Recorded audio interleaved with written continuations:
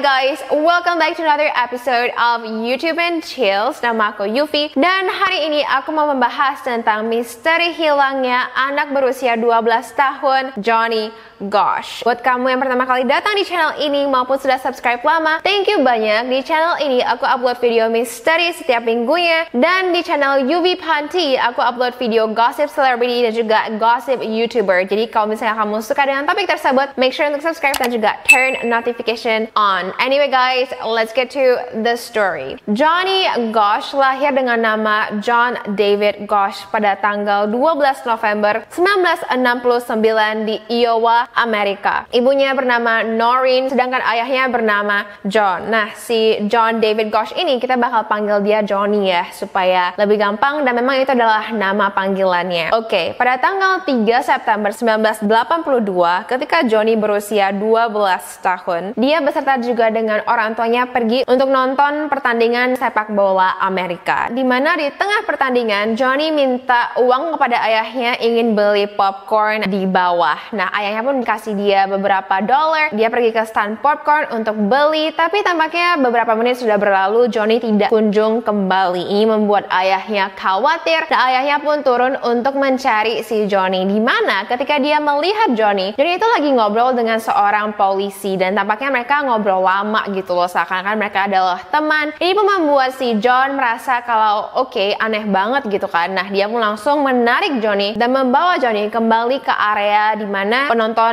duduk. Dia pun bilang kepada Johnny, oke, kalau misalnya kamu enggak mau duduk sama kita, kamu boleh berdiri di dekat lapangan, yang penting masih di daerah yang bisa kita pantau. Johnny pun setuju, dia pun turun ke bawah. Nah, ayah dan ibunya pun sibuk nonton pertandingan sepak bola Amerika. Beberapa menit kemudian, ayahnya melihat lagi ke arah Johnny, mencoba untuk ngecek dia tuh ada di sana atau enggak gitu loh. Nah, saat itu dia tidak ada di sana. Ini pun membuat si John panik, dan dia pun langsung turun lagi dari tempat duduk mencari di mana sih si Johnny. Tidak lama kemudian dia mendapati Johnny ngobrol lagi dengan seorang polisi yang sama. Nah, ini membuat ayahnya merasa curiga, kok ada sih polisi yang mau ngobrol dengan anak kecil usia 12 tahun, kayak untuk apa gitu kan. Nah, si John pun akhirnya menarik Johnny kembali, duduk bersama dengan mereka sampai pertandingan berakhir. Oke, mereka pun pulang. Nah, ketika mereka berjalan ke daerah parkir mobil, si Johnny sempat nunjuk ke arah polisi yang dia ngobrol tadi gitu loh. Dia bilang kepada ibunya, "Mah, tadi aku ngobrol loh dengan polisi ini dan dia tuh baik banget, dan aku bercita-cita ketika aku gede aku mau jadi polisi juga." Nah, meskipun Noreen merasa kalau cita-cita anaknya itu sangat bagus ya, tetap aja dia juga curiga gitu loh. Kok anak aku ngomong sih sama polisi kayak yang nggak dia kenal, seakan-akan mereka itu teman gitu kan. Keesokan harinya, tanggal 4 September itu adalah hari Sabtu, di mana seperti biasa Johnny pergi nonton dengan teman-temannya, dan malam harinya dia makan dinner dengan kedua orang tuanya dan juga saudaranya. Tampaknya ini adalah malam yang sempurna dan malam yang normal gitu ya. Dimana ketika mereka selesai makan, si Johnny nanya kepada ibunya, "Ma, boleh nggak besok ketika aku antarin koran di pagi hari, aku pergi sendiri gitu loh, nggak usah ayah temanin aku." Nah, mendengar itu ibunya merasa kalau kamu baru umur 12 tahun, bahaya banget gitu loh, di dini hari kamu malah pergi ngantarin koran sendirian. Ini pun membuat Noreen memutuskan kalau nggak boleh, kamu harus tetap ditemanin oleh ayah kamu. Nah, sedikit informasi tentang Johnny ya, dia itu adalah seorang anak yang sangat baik. Dia juga sangat sayang dengan orang tuanya, dia juga nurut, dan dia itu adalah seorang tukang koran. Iya guys, jadi setiap paginya dia bakal antarin koran ke tetangganya di komunitas tersebut. Ini adalah hal yang normal pada zaman itu gitu loh, anak kecil ngantarin koran. Oke, dan kebiasaan Johnny dan juga ayahnya adalah dia itu akan selalu ditemanin oleh ayahnya, karena Noreen merasa kalau tidak aman lah ya anak kecil jalan-jalan sendirian gitu. Mendengar perkataan ibunya, Johnny pun oke-oke aja, dan dia pun akhirnya naik ke atas untuk tidur. Tapi sekitar jam 10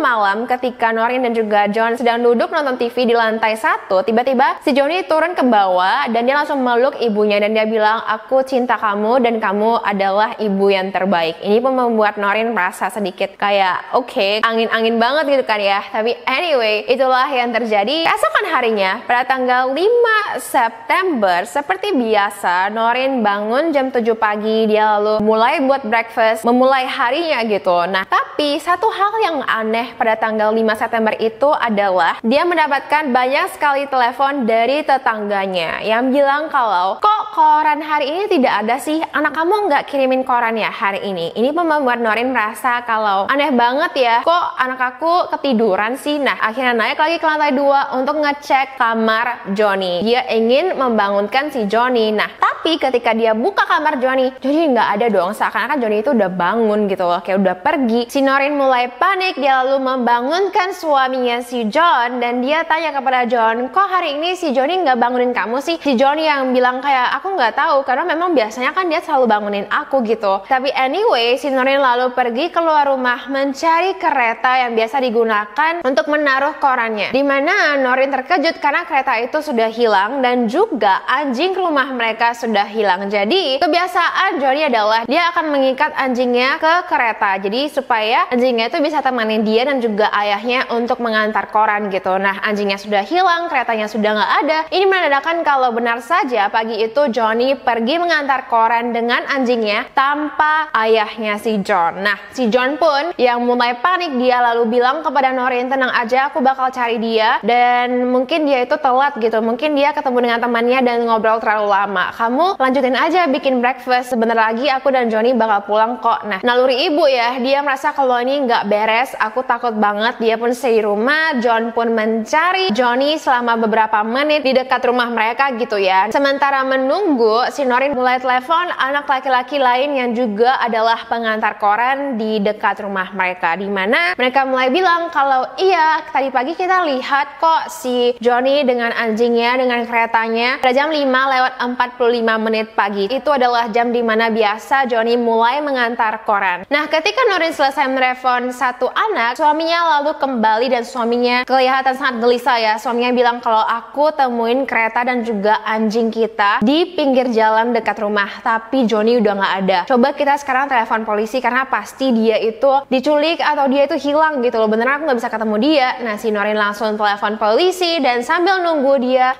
Noreen Gosh called the police and then spoke with several of the other paper boys who last saw Johnny.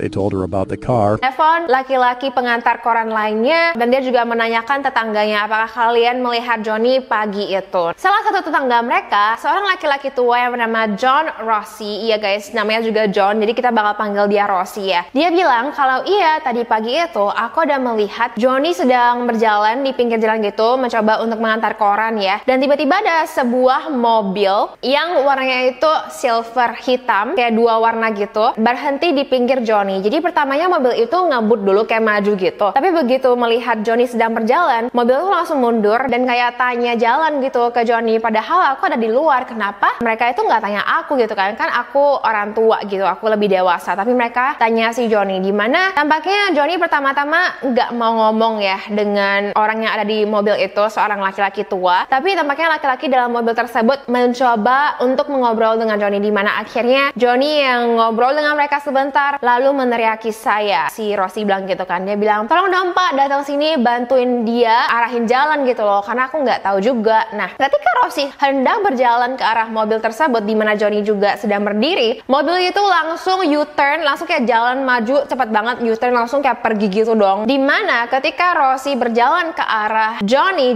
bilang udah Rossi, aku takut, aku pengen pulang gitu kan. Aku nggak tahu kenapa ya si Rossi itu tidak temanin Johnny sampai ke rumahnya. Dia malah kayak ninggalin Johnny gitu dong, sehingga Johnny akhirnya sendirian di pinggir jalan gitu. Karena kan inget ya, jam 5:45 pagi kan masih pagi banget, masih subuh, nggak gitu banyak orang, apalagi ini adalah hari Minggu. Nah, setelah mendengar itu, Norin yang sangat-sangat takut, dia rasa kalau itu mobilnya pasti ada hubungannya, dia pun lalu menelepon lebih banyak lagi anak laki-laki yang juga adalah pengantar koran. Dimana ada dua orang anak laki-laki yang bilang kalau iya, kami melihat Johnny tadi pagi, dimana kita itu berdua berdua sedang jalan ya, ingin mengantar koran juga, dan kita berpapasan dengan Johnny di seberang jalan gitu. Dan Johnny bilang hai kepada mereka, mereka juga bilang hai kepada Johnny. Dan ketika mereka hendak berjalan pergi, mereka melihat sebuah mobil yang juga memiliki dua warna gitu ya. Menurut dua anak laki-laki tersebut sih bukan warna silver hitam, melainkan biru gitu. Mereka melihat mobil itu berjalan sangat pelan tepat di samping Johnny, dimana mereka melihat mobil itu tiba-tiba kayak hidupin lampu gitu loh, kayak lampu yang gede gitu, kayak 3 kali. Dan setelah itu ada dua orang laki-laki yang tidak dikenal yang tiba-tiba keluar dari samping rumah mengikuti Johnny. Dan tampaknya dua anak laki-laki itu pertama-tamanya merasa kalau oke, ini aneh, tapi kita nggak usah balik untuk bantuin Johnny lah ya. Mereka pun berjalan kira-kira beberapa menit, lalu mereka kembali gitu loh, karena mereka punya firasat yang nggak enak. Tapi pada saat itu Johnny sudah hilang ya guys. Jadi keretanya sudah ditinggal, anjingnya juga sudah ditinggal. Mendengar penjelasan itu, Noreen sangat-sangat khawatir. Anehnya, meskipun jarak antara rumah Johnny dan juga kantor polisi itu sangatlah dekat, kayak cuma 5 menit aja udah sampai, polisi membutuhkan waktu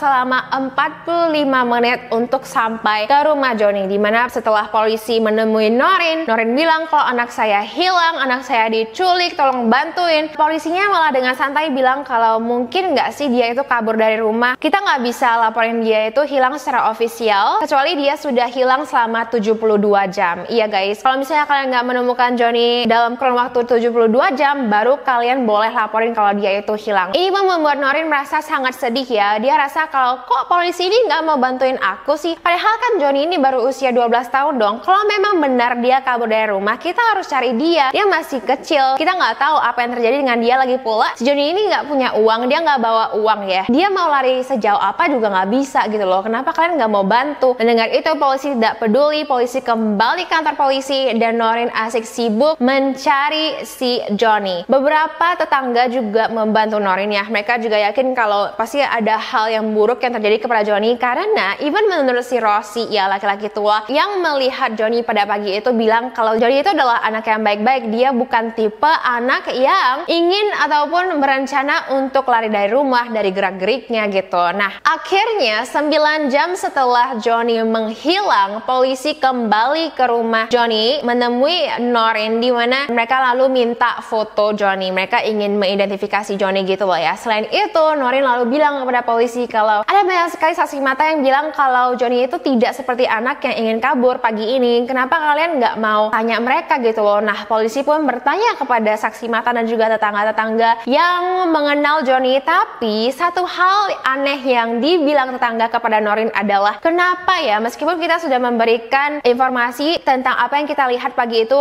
polisi sama sekali tidak mau menulis atau merekam suara kita, seakan-akan mereka bisa ingat aja gitu loh, ataupun mereka tidak interested sama apa yang kita katain, kayak mereka sama sekali tidak mau mengumpulkan bukti gitu. Nah, selain itu, hal aneh yang dilakukan polisi pada hari itu juga adalah, kan banyak sekali tetangga ya yang mulai mencari keberadaan Johnny, karena kan mereka kenal dong siapa itu Johnny. Tiba-tiba polisi mengumpulkan mereka semua gitu ya, dan polisi berdiri di atas meja dan marahin mereka gitu, bilang kepada mereka kalau kalian pulang aja lah, nggak usah cari si Johnny, dia itu kabur, dia tuh gak kenapa-napa, kalian pulang aja. Jadi yang kayak, kenapa polisi sama sekali tidak mau warga mencari anak yang hilang gitu loh, bantu mereka. Ini adalah salah satu hal aneh yang diingat oleh Noreen. Ditambah lagi, dia mulai ingat kejadian pada tanggal 3 September lalu, dimana Johnny kedapatan ngobrol dengan polisi yang dia tidak kenal. Beberapa bulan berlalu dan Johnny tidak ditemukan. Noreen setiap harinya sangat gigih untuk mencari anaknya, dan suatu hari dia mendapatkan informasi dari seorang wanita yang berasal dari Oklahoma, kayak kota tetangga gitu, dimana cewek ini bilang kepada Noreen kalau tadi pagi aku melihat ada seorang anak laki-laki yang mukanya itu mirip dengan Johnny yang datang kepada aku tiba-tiba dan menjerit nama aku, Johnny, tolong dong, tolong. Dan ketika cewek itu baru aja mau meresponnya, tiba-tiba ada 2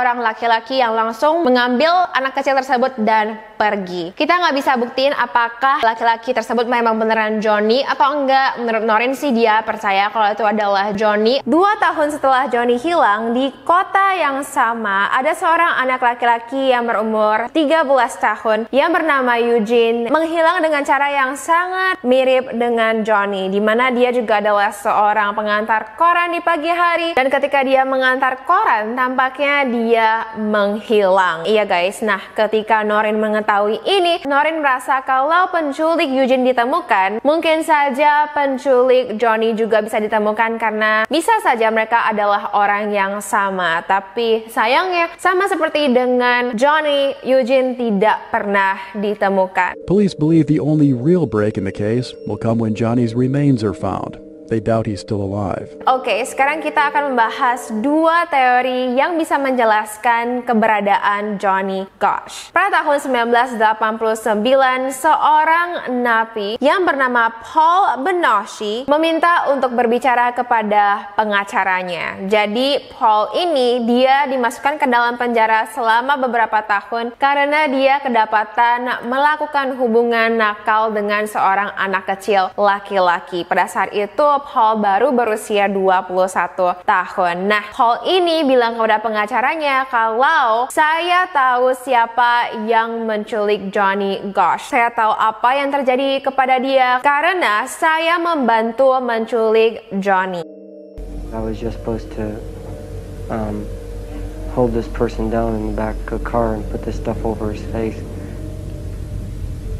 And that was Johnny? Ya guys, si Paul ini bilang kalau pada tanggal 5 September 1982 itu dia bersama dengan seorang laki-laki menculik Johnny. Dialah yang menaruh kloroform di sapu tangan lalu menutup mulut Johnny dengan kloroform tersebut hingga dia tidak sadarkan diri. Dan tujuan mereka menculik Johnny adalah mereka ingin menggunakan Johnny untuk dijadikan budak nakal. Sedikit info, Paul bilang kepada pengacaranya kalau saya adalah mantan budak nakal juga. Jadi apa yang terjadi adalah sejak kecil saya dinakalin oleh orang-orang yang sukses di seluruh kota di Amerika dan dari sanalah saya bisa mengenal Johnny karena mereka menyuruh saya untuk membantu mereka menculik Johnny. Nah, kalau misalnya kamu lihat ya ekspresi muka Paul ketika dia bilang hal itu kelihatannya serius sekali ya. Dan juga kenapa pengacara Paul menganggap kalau ini adalah confession yang serius karena si Paul itu bisa mendeskripsikan Johnny Gosch dengan sangat mendetail gitu loh. Misalnya dia memiliki bekas luka di bagian dadanya dan ketika Johnny lagi nervous dia itu bakal gagap. Dan ini adalah detail-detail yang tidak dipublikasikan oleh media. Dimana ketika pengacara Paul mendengar itu semua, dia pun menelepon Noreen, ibu Johnny, dan mengundangnya ke penjara untuk berbicara dengan si Paul. Dimana setelah Noreen berbicara dengan Paul, dia sangat yakin kalau Paul mengatakan hal yang sesungguhnya. Paul juga bilang kalau saya tahu siapa orang-orang yang terkait dalam penjualan perbudakan nakal ini dan salah satunya adalah seorang businessman di Omaha, Amerika yang bernama Lawrence King. Iya guys. That it happened to him. And they force you to do things and they photograph it, they film it. The whole purpose for that is to either blackmail you into staying with them or split your mind up so that you don't even remember who you are. The FBI has been informed as to everything that has come out of Benashi's mouth, and that was done by his attorney, John DeCamp. I submitted it to them, and it was like a forbidden zone I'd entered where they won't even communicate on it or talk to you or even reply. Selain itu, Paul juga bilang kalau saya tahu salah satu lokasi di mana kami disekap. Nah, mungkin kamu bertanya, kalau misalnya Paul itu adalah mantan budak nakal ya dari sebuah organisasi yang sangat mengerikan ini, gimana caranya dia bisa lolos? Karena menurut Paul, kalau misalnya kamu sudah dewasa ya, mereka itu nggak suka sama yang dewasa. Mereka itu mau sama yang masih puber, yang masih ABG. Makanya dia pun diizinkan untuk pulang dan bukannya menjadi laki-laki yang normal aja ya. Aku nggak tahu kenapa dia malah memutuskan untuk melakukan hal yang sama kepada seorang anak laki-laki. Makanya dia dipenjara. Tapi tampaknya dia tidak dipenjara lama ya, karena beberapa tahun kemudian dia keluar dan setelah itu dia menggugat businessman si Lawrence ini atas perbudakan nakal yang dia terima ketika dia masih kecil beranjak ABG. Dan tampaknya Paul tidak berhasil karena dokter mendiagnosa Paul Benoshi dengan penyakit DID. Itu adalah Dissociative Identity Disorder ataupun Multiple Personality Disorder, di mana kalau misalnya kamu nonton film Split, kamu tahu seorang laki-laki yang memiliki banyak sekali personality, di mana mereka juga bisa menggunakan suara yang berbeda gitu ya, kayak di dalam satu tubuh itu bisa aja ada cewek, bisa aja ada nenek-nenek, bisa aja ada suara laki-laki yang menyeramkan. Karena dia punya penyakit mental tersebut, hakim pun merasa kalau dia bukanlah saksi mata yang bisa kita percaya, dan akhirnya Paul hanya dibayar 1 juta US dollar saja. Tapi ada sih rumor yang bilang kalau Paul itu sama sekali tidak dibayar juga gitu. Nah, di tahun 1992, sebuah acara televisi Amerika yang berjudul The Most Wanted, di mana mereka biasanya itu meliput pelaku kriminal yang sedang dicari gitu ya. Mereka tertarik dengan kasus Paul Bonaci, di mana mereka mulai interview Paul, dan mereka sempat mengendarai Paul, mengantarnya ke rumah yang Paul bilang kalau di sanalah kami disekap. Dan ketika mereka sampai di rumah itu, apa yang ditemukan di dalam rumah itu sangatlah mengejutkan. Jadi rumah itu adalah rumah bekas polisi ya, dan tiba-tiba aja polisi itu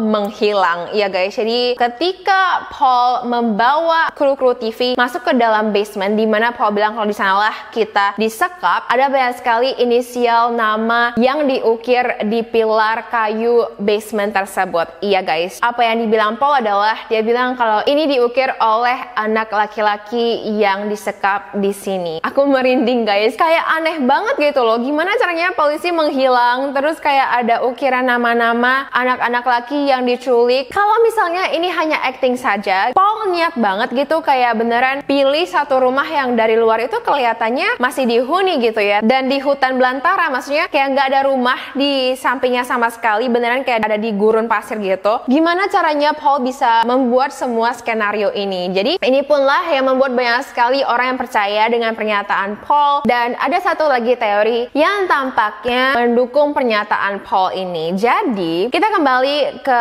ayah si Johnny Gosch yang namanya si John itu kan. Nah, kenapa aku nggak gitu ngebahas dia? Karena tampaknya setelah si Johnny menghilang, dia tidak begitu tanggap gitu loh untuk mencari anaknya sendiri. Jadi setelah si Johnny hilang, bukannya dia makin dekat ya sama istrinya, dia malah kayak sering pergi untuk bisnis luar kota. Tebak di mana guys? Di Omaha. Iya guys, di mana businessman yang bernama Lawrence itu tinggal, dan dia sering pergi ke sana. Dia juga jarang temanin istrinya, di mana akhirnya mereka juga bercerai gitu kan. Ya, aku bisa ngerti sih ketika anak kamu menghilang, mungkin ini membuat hubungan kamu dan istri kamu menjadi sangat sulit gitu ya. Jadi aku ngerti, cuman ada satu hal yang janggal yang dilakukan oleh si John ini. Oke, jadi 1 bulan sebelum Johnny menghilang, si John membawa Johnny ke Omaha untuk melihat daerah militer. Jadi tampaknya itu adalah sebuah tempat wisata gitu ya di Omaha. Setelah mereka kembali dari Omaha, tampaknya sesuatu yang aneh mulai terjadi, di mana setiap hari Minggu dini pagi, tepatnya pada jam 1:30 pagi, rumah Johnny akan menerima telepon. Dia akan bilang salah nomor, lalu dia akan menutup telepon, dan ini adalah sebuah kebiasaan yang Noreen lihat gitu loh. Tapi satu hal yang sangat-sangat janggal adalah di hari Johnny menghilang pada jam 1:30 dini pagi, mereka kembali mendapatkan telepon. Nah, kali ini John yang mengangkat, dan dia bukannya bilang salah nomor, dia malah bilang oke, iya,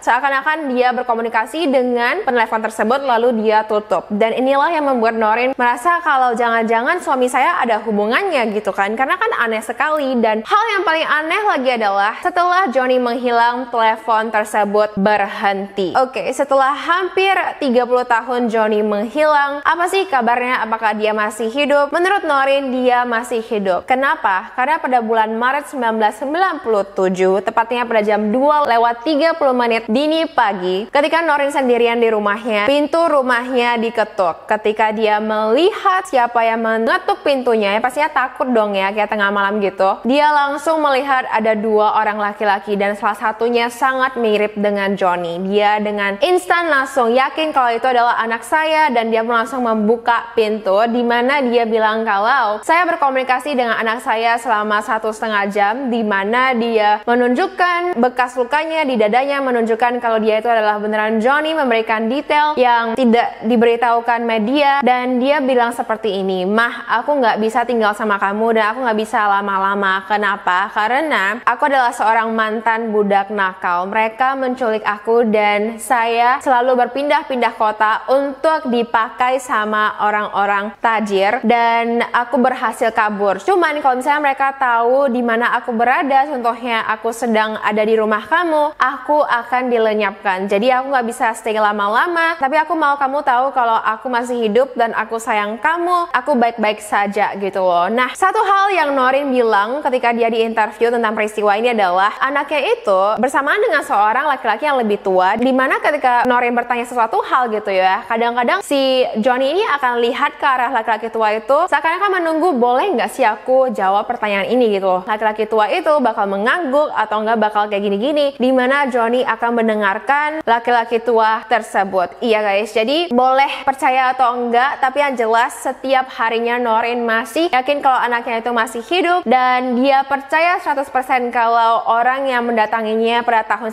1997 itu adalah benar anaknya. Satu hal yang membuat pernyataan Hall menjadi sangat bisa dipercaya adalah beberapa nama yang disebutkan oleh Hall itu matching dengan beberapa nama yang juga disebutkan oleh Johnny kepada ibunya. Iya guys, aku pengen tahu sih menurut kamu apakah benar Johnny itu diculik sama orang-orang yang melakukan hubungan nakal dengan dia, atau ada teori lain yang bisa kamu percaya? Kamu boleh komen di bawah. Aku sendiri gak tahu sih ya, tapi yang jelas kalau memang ini adalah hal yang benar, sangat-sangat mengerikan sekali. Kita harus selalu menjaga anak-anak kita karena banyak sekali orang-orang yang memiliki intensi yang jahat gitu loh. Bukannya semua orang jahat ya, tapi ada aja gitu loh yang jahat. So do be careful guys, selalu jagain anak kamu dimanapun mereka berada. Kalau tahun 80-an kan masih bisa memang ya, masih cukup normal untuk anak-anak jalan-jalan sendirian, kita nggak perlu takut. Tapi setelah aku nge-research banyak sekali kasus-kasus misteri dan juga pastinya kalian sudah nonton begitu banyak kasus misteri, apakah kamu sekarang lebih berhati-hati atau kamu tetap percaya-percaya aja kalau orang-orang di lingkungan kamu itu memiliki intensi yang baik untuk anak kamu? Aku pengen tahu opini kamu sih. Anyway, thank you so much for watching. Hari ini aku pakai lipstick dari MAC, namanya itu adalah Craving, dan lashes aku dari Ahura Lash, tipenya adalah Mykonos. So yeah guys, stay safe, stay happy, stay healthy, and I will see you in my next video. Bye guys!